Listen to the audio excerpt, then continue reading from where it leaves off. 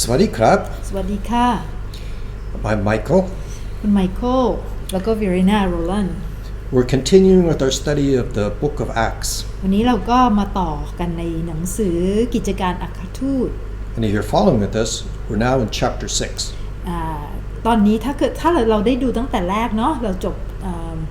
บทที่5ไปแล้วพอดีอาทิตย์ที่แล้วเนี่ยเราสอนเรื่องไทยซีรีส์5อันวันนี้ก็เลยมาต่อบทที่6 I'm going to call this particular segment, we're going to title it Stephen ในบทที่6นี้เราจะใช้ชื่อว่าสตีเฟนคือชื่อของสาวกคนหนึ่ง By this time in the birth of the church ในขณะนั้นที่เป็นการเกิดของผู้เผยวจนะ The number of believers had grown enormously จำนวนของผู้เชื่อได้เติบโตขึ้นอย่างรวดเร็ว and it created new complications ก็เกิดสร้างความวุ่นวายสับสนขึ้นเช่นกัน because they spent so much time together they were eating together เพราะว่าเขาใช้เวลาอยู่ด้วยกัน and there's logistics involved แล้วก็มีเรื่องของเขาเรียกอะไรพวกlogistic คือเป็น I'm not sure how to explain logistics to them. Maybe you could use the word bureaucracy. Still not. I'm not be able to tell them in Thai. It's the everyday living. เหมือนกับว่ามันกลายเป็นงานไปแล้วกันอ่ะโอเค It's like a work. Become like a work. It becomes like a work. It's the governing of people. It's the distribution of food. คือเหมือนเป็นการเป็นงานกลายเป็นงานไปก็คือจะต้องมีหน้าที่แบ่งแยกกันใครทำอะไรแล้วทำเป็นงานไป And it was too much for the 12 apostles to take care of เลยกลายเป็นเรื่องใหญ่และหนักไปสำหรับสาวก12คนที่จะทำได้ Besides, the 12 apostles knew that the only reason for the success was that they were being in prayer and in the wordก็คือทุกคืองานการทุกอย่างที่กลายเป็นงานประจำไปในทุกๆวันเนี่ยมันมากเกินไปสำหรับสาวก12คนนี้ก็คือว่าคือความตั้งใจของเขาอะเขาอยากจะมีเวลามากกว่านี้เพื่อที่จะคือเวลาทั้งหมดเลยดีกว่าเขาอยากจะอยู่ในการอธิษฐานมากกว่า They knew that's where the power came from for this phenomenal growth เพราะว่าที่เราได้กันทุกวันนี้คือกลุ่มเติบโตทุกวันเนี้ยก็เพราะการอธิษฐาน So since it was more than they can handle, things were slipping through the cracks. เพราะนั้นพอมันเกิดอย่างนี้ขึ้นอ่ะกลายเป็นงานประจำแล้วสามารถเหมือนล้นมือเนี่ยมันก็เลยเกิดเหตุการณ์ขึ้น And when there's problems, the Holy Spirit can give solutions. และเมื่อเกิดปัญหาขึ้นพระวิญญาณบริสุทธิ์ก็มีคำตอบ So the everyday governing of the believers no longer had to be done by the apostles ก็เหมือนได้คำตอบว่าในสิ่งที่ทำอยู่ที่กลายเป็นงานประจำวันเนี่ยมันไม่ได้จำเป็นที่จะต้องอยู่ในการทำของสาวกทั้ง12คนนี้ So the apostles in unison united agreed on this plan และสาวก12คนก็เห็นด้วยตกลงthat they would hand over the governing and distribution of food and the administrations of their movement over to 7 newly elected men ก็เลยตกลงกันว่าในเรื่องของการเหมือนหาสถานที่เนาะหรือว่าช่วยเหลือผู้คนอาหารการกินหรือแม้แต่งานแอดมินทั้งหลายเนี่ยก็เราจะตั้งกลุ่มจะตั้งกลุ่มใหม่ขึ้นมา7คนเป็นสาวกใหม่ที่จะมาทำงานตรงนี้ And there were requirements that these 7 men had to have. ในสิ่งที่จำเป็นเนาะ requirement ในสิ่งที่สาวก7คนใหม่เนี่ยจะต้องมีเพื่อที่จะได้ทำงานตรงนี้ก็คือ They had to be faithful. มีความเชื่อศรัทธาคือซื่อสัตย์ They had to be loyal. ซื่อตรง They had to be full of the Holy Spirit. มีพระวิญญาณประทับอยู่ Full of good works. ทำงานดี generous หมายถึงว่าหมายถึงดีมีความเมตตาคือถือเป็นคนดีอ่ะ So 7 men were chosen. ก็เลือกออกมา7คน One of those men was Stephen. หนึ่งในคนจำนวนนั้น7คนก็คือสตีเฟน he had proven himself to be particularly dedicated and devoted. เขาได้พิสูจน์ตัวเองเลยว่าเขาเป็นผู้ที่แบบตั้งใจมากแล้วก็สละทุกอย่าง And the Spirit of God was very strong on him. และก็พระวิญญาณบริสุทธิ์หมายถึงการประทับของพระวิญญาณบริสุทธิ์ก็อยู่ในตัวเขาอย่างเห็นได้ชัด So he was more than just one of the 7 administrators. เพราะนั้นเขาไม่ใช่เป็นแค่1 ใน 7แอดมินพวกแอดมินคือเขามีความพิเศษ It was very common for many miracles to happen when he was ministering. และมันเป็นเรื่องธรรมดามากในขณะที่สตีเฟนคนนี้มีการประกาศข่าวหรือการเผยอะไรก็แล้วแต่เผยวจนะหรือทำงานมันมีปาฏิหาริย์เกิดขึ้นบ่อย He had the spiritual gift of miracles. สตีเฟนเนี่ยมีกิฟต์ก็คือของขวัญที่เราพูดถึงเนาะเป็นสเปเชียลเป็นความพิเศษเนี่ยก็คือการแสดงปาฏิหาริย์ Every believer that receives the gift of the Holy Spirit ทุกผู้เชื่อที่ได้รับของขวัญจากพระวิญญาณบริสุทธิ์ has the possibility of also receiving a gift from the Holy Spirit. คือมันมีความเป็นไปได้ที่จะได้ของขวัญพิเศษจากพระวิญญาณบริสุทธิ์ And the list of those are listed in 1 Corinthians chapter 12. และลิสต์คือรายชื่อของขวัญเนี่ยเราไปดูได้ใน First 1 Corinthians บทที่ 12 So Stephen had the work of the Holy Spirit, which was to do the administration work. สตีเฟนก็ได้พรตรงนี้ได้ของขวัญตรงนี้ก็คือ the work หมายถึงการทำงานด้วยกับ Holy Spirit ด้วยการแสดงปาฏิหาริย์ And he also had one of the gifts of the Holy Spirit, specifically the gift of miracles. ก็คือ gift เมื่อกี้พูดผิดก็คือว่าได้หน้าที่ในการทำ ministry ก็คือ the work ที่พูดถึงเนี่ยนั่นก็คือพรที่ให้มาว่าจะต้องทำหน้าที่และในพรนั้นนะก็มี extra พรนะก็คือสิ่งที่ให้เสริมมาเป็น gift ที่สามารถแสดงปาฏิหาริย์ได้ So his gift of the Holy Spirit was very powerful. ของขวัญอันนี้ที่ได้มาจากพระวิญญาณบริสุทธิ์เนี่ยมีพลังอำนาจมาก It was showing the glory of God and his power. ซึ่งสามารถแสดงพระสิริในพลังของเขา It was causing many people to believe in Jesus Christ and get saved. ซึ่งทำให้ดลบันดาลใจให้คนที่ได้เห็นได้ประสบเนี่ยเปลี่ยนใจ And he was extremely persuasive and convincing. และเขาก็เป็นผู้ที่สามารถกล่อมใจผู้คนได้ And because many people loved his ministry, his miracles, and his preaching and getting saved, there was a downside to it. ถึงแม้ว่าคือตรงเนี้ยแม้ว่างานเนี้ยมันเหมือนดู perfect เนาะทุกคนจะรักการ ministry เขาจะรักชอบลักษณะการเทศของเขาการสอนของเขาคือทุกอย่างเลยแบบตื่นเต้นอยากคือเหมือนสตีเฟนเป็นคนเก่งแล้วผู้ตามก็ตามด้วยจุดนี้ Stephen was bringing light into the world. เมื่อกี้ที่บอกตรงนั้นอ่ะมันก็ยังมีจุดอ่อนอยู่แต่ว่าสตีเฟนเนี่ยเป็นผู้ที่นำแสงสว่างมาในโลกใบนี้ He was bringing people to God through Jesus Christ. เขานำผู้คนเข้าหาพระเยซูคริสต์ He was saving souls. เขาช่วยเขาเรียกอะไรปกป้องจิตวิญญาณของคน But the kingdom of darkness hates that. แต่ว่าทางฝ่ายตรงข้ามเนาะ kingdom of darkness ก็คือฝ่ายความมืดก็ไม่ชอบ Those that are in the kingdom of darkness will listen to the king of darkness. เพราะนั้นคนที่อยู่ในฝ่ายมืดก็จะฟังคำยั่วยวนของกษัตริย์ของความมืด And they will use the people that are under the influence of darkness will use whatever powers they can to resist and squash any move and power of God. คนเหล่านั้นก็จะถูกดลบันดาลใจจากฝ่ายมืดที่เขาเชื่อเนี่ยก็ถูกบงการและเพื่อจะมาทำลายฝ่ายของพระเจ้า So they arrested Stephen. เพราะนั้นเขาก็จับสตีเฟน So Stephen is doing all this good works. สตีเฟนได้ทำงานดีๆทั้งหมด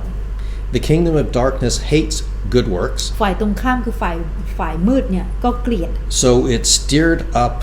the powers of darkness. ก็ไปเหมือนเสริมพลังให้ฝ่ายมืดที่ผู้คนที่หลงไหลเนี่ย And they had Stephen arrested. เพื่อกระตุ้นให้เขาเนี่ยมาจับกลุ่มสตีเฟน And as Stephen is facing his accusers, และสตีเฟนก็ต้องอยู่ต่อหน้ากับผู้เขาเรียกอะไรผู้ตัดสินเนี่ย which in this particular case is the Sanhedrin, ก็คือตอนนั้นเนี่ยก็คือ Sanhedrin, which is the religious body of the Jewish faith at that time. ซึ่งเป็นเขาเรียกว่า religious body เป็นผู้นำทางศาสนาของ Jews ในขณะนั้น And you can see that very often religion, organized religion, hates the move of God and the power of God and bringing people to salvation. เพราะว่าสิ่งเนี้ยถ้าเราลองมองไปด้วยความสังเกตการณ์ของความจริงเนาะว่าส่วนมากพวกผู้นำทางศาสนาเนี่ยจะต่อต้านไม่ชอบกับเขาเรียกว่า movement ก็คือว่าการเคลื่อนไหวอย่างเราเนี่ยหรือใครก็แล้วแต่ที่สร้างความเคลื่อนไหวเพื่อที่จะให้นำคนเนี่ยไปสู่พระเยซูคริสต์ผู้ช่วยรอดแต่เราเนี่ยไม่ได้ตั้งตนเป็นศาสนาขึ้นมานี่พอผู้นำทางศาสนาเห็นเขาจะไม่ชอบเขาจะต่อต้าน But Stephen had the presence of God on him. แต่สตีเวนเนี่ยมีความบริสุทธิ์ของพระเจ้าคือพระพรของพระเจ้าอยู่สถิตอยู่ When the religious leaders looked at him, they were looking at an angel. At least that's what they said. เวลาที่ผู้นำทางศาสนาเนี่ยมองสตีเวนเนี่ยเขาจะเห็นความสวยงามเนาะคือความงามของสตีเวนเนื่องจากสิ่งที่เขาเห็นคือความใสสะอาดของพระเจ้า And the Holy Spirit was giving Stephen the words to say in his own defense against their vicious attacks. พระวิญญาณบริสุทธิ์ก็ได้พูดผ่านก็คือให้คำก็คือสตีเวนเนี่ยไม่ต้องคิดคำเลยเขาจะพูดด้วยความเชื่อศรัทธาเนี่ยสตีเวนจะถูกนำพูดในสถานที่เนี่ยที่อยู่ต่อหน้าผู้ตัดสินเนี่ย So I want you to see the scene here. He's in front of this religious body, the Sanhedrin. There is many of them highly educated, sophisticatedly taught religious leaders. คืออยากจะให้เราเห็นภาพนะเหมือนภาพที่เหมือนศาลแล้วกันแล้วก็มีผู้นั่งอยู่รอบเนี่ยเป็นผู้ที่มีความรู้สูงการศึกษาสูงตำแหน่งสูงทั้งนั้นเลยในผู้นำศาสนา He has no lawyer. สตีเวนไม่มีเขาเรียกอะไรทนายความ He has no group of people to defend him. ไม่มีใครเลยที่จะช่วยเป็นพยานให้เขาปกป้อง He's standing against this big group of learned, educated men alone. เขายืนต่อหน้าทุกคนเลยที่ต่อต้านเขาเนี่ยคนเดียว And he is able to articulate his defense. และสตีเวนก็สามารถที่จะพูดเหมือนเป็นทนายความเองเนาะได้หมดทุกอย่าง And he is able to do it convincingly, very powerfully. และสามารถคือคำนั้นอ่ะมันเจาะใจได้มันสามารถทำให้คนคือสะท้อนใจสะเทือนใจได้ And that got the religious leaders even more angry. เลยทำให้ผู้นำทางศาสนายิ่งโกรธมากขึ้นไปใหญ่ Because they wanted to trip him up. เพราะว่าเขาต้องการล้มล้างสตีเฟน So the religious leaders, the moral compass of the country, if you will, resorted to making up lies. คือพวกผู้นำพวกนี้ที่มาคือเหมือนเห็นไหมเวลาที่เขาขึ้นศาลเนี่ยแล้วฝ่ายผิดเนี่ยถึงเขาจะผิดก็แล้วแต่เขาก็จะมีประเด็นเนาะคือใช้กฎหมายเนี่ยมาทำให้คนที่เขาต้องการให้ผิด They actually, the religious leaders that were experts on the law, that knew the Ten Commandments, started bearing false witness against him. ก็มีคนที่อยู่ในจำนวนนั้นเนี่ยรู้จากบัญญัติ10ประการด้วยซ้ำไปแต่ใช้บัญญัติ10ประการเนี่ยมาต่อต้านสตีเฟน Another form of false news. นี่ก็คือเหมือนเป็นเขาเรียกว่าข่าวผิดนะคือไม่ใช่ว่าคนอ่านพระคัมภีร์แล้วจะสอนพระคัมภีร์ได้มันมีการใช้งานเอาไปใช้ผิด to assassinate his character เพื่อที่จะทำลาย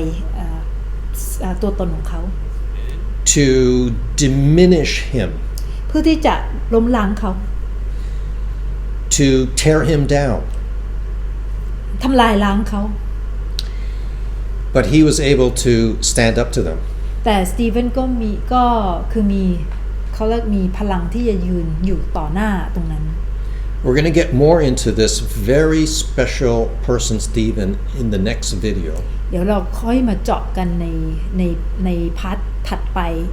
ในเนื้อความของสตีเฟน as we get deeper into it but I wanted to give you the background before we got into that คลิปนี้เราแค่จะบอกเป็นเหมือนแนะนำเนาะแนะนำว่าสตีเฟนคือใครทำยังไงแล้วเกิดอะไรขึ้นแต่ค่อยไปเจาะลึกที่คลิปหน้า I just want to say something because you said the leader see the glory of God then people are gonna get confused so why they punished him very good okay thank you so they saw the glory of God in him and the religious leaders hate spirituality they hate the things that are the real one true God เพราะว่าเมื่อกี้ที่ Virina ฟังแล้วก็แปลให้เนี่ยมันมีจุดหนึ่งที่เป็นคือเราจะจับใจความพยายามขยายออกมาอย่างที่บอกว่า Virina ไม่ใช่นักแปลเนาะแต่จะฟังแล้วจะพูดยังไงให้เราพอจะเข้าใจความหมายจริงๆที่ต้องการให้เข้าใจเพราะนั้นเมื่อกี้จับใจความได้ว่าพูดว่าอะไรนะผู้นำเหล่านั้นก็เห็น glory of God นะคือพระสิริในสตีเฟนเราอาจจะคิดว่าเขาเห็นพระสิริเขาต้องกลัวแล้วก็เกรงใจหรือว่าหลงรักแต่กลายเป็นว่าแล้วทำไมไปทำโทษเขาก็เลยถามคุณไมเคิล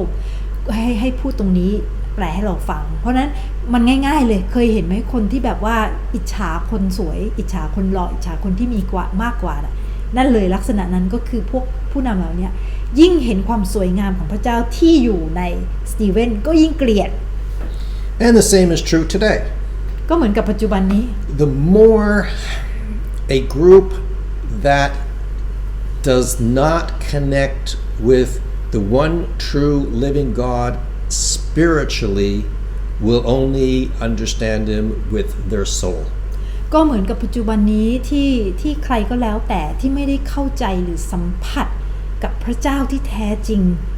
เขาจะแค่รู้สึกเชื่อในระดับของโซลก็คือตัวตนเท่านั้น and they all will fight against the one true God in the spiritual way they all do that แล้วเขาก็จะไฟท์ก็คือต่อต้านพระเจ้าที่แท้จริงของเรานี่แหละเพราะว่ามันมีการตัดสินมันมีความเกลียดชังมันมีความไม่ชอบและต้องการพิสูจน์ทำนองนั้น even those that pretend to be Christian and are not will do that แม้แต่ผู้ที่เป็นคริสเตียนด้วยชื่อก็คือไม่เชื่อจริงๆคือสัมผัสไม่ได้จริงๆก็จะทำเช่นนั้นเหมือนกันเหมือนพิสูจน์พระเจ้าหรือเดินหนีจากพระเจ้าไป they will use all the right words เขาจะใช้คำพูดที่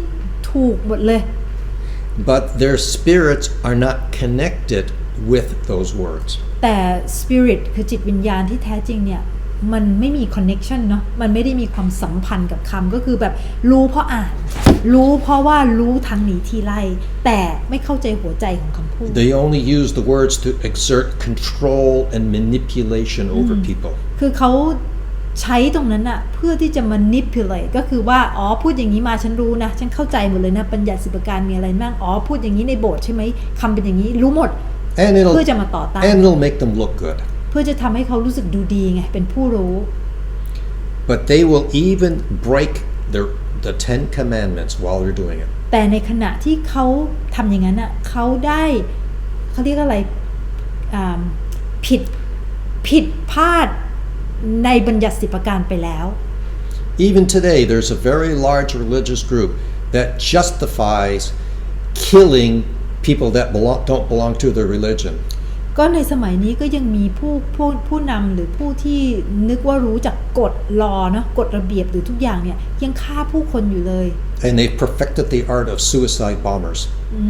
ก็อย่างพวกที่ ใช้ระเบิดไปฆ่าผู้คนเพื่อจะกำจัดผู้คนที่ไม่ได้นับถือพระเจ้า What human beings will do in the name of religion is just amazing and evil. เห็นไหมว่ามันเลวร้ายแค่ไหนผู้ที่ใช้คำว่าชื่อว่าศาสนาแต่ทำกันได้ถึงขนาดนั้นเชียวเหรอที่ฆ่าผู้บริสุทธิ์ So we want to get into it more next video, but this is good for now. แล้วค่อยมาเจาะกันต่อในวิดีโอถัดไป And I will see you on the next video. แล้วค่อยเจอกันวิดีโอหน้าค่ะไปค่ะ